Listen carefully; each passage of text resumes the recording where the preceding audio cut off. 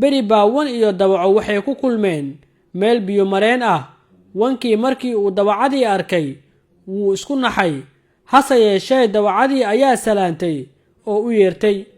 dawacadii biyaha xagga sare ayay ka cabaysay, wankuna biyaha xagga hoose ayuu ka cabayay. dawacadii ayaa wankii ku tiri, wanow maxaad biyaha iiga dhooqanaysaa? markaasuu wankii ku yidhi, sideen biyaha kaaga dhooqayn karaa? adigaaba xagga sare iga xigee. haddana waxay dawacadii wankii ku tiri, wanow adiga maxaad sanadkii lasoo dhaafay ii cayday?